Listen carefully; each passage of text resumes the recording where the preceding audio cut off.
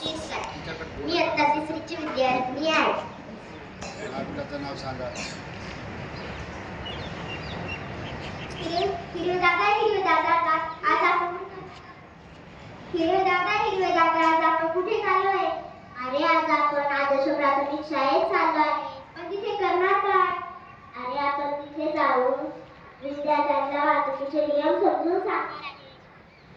मी आहे लाल दादा, मला 5 तास पुढे थांबा.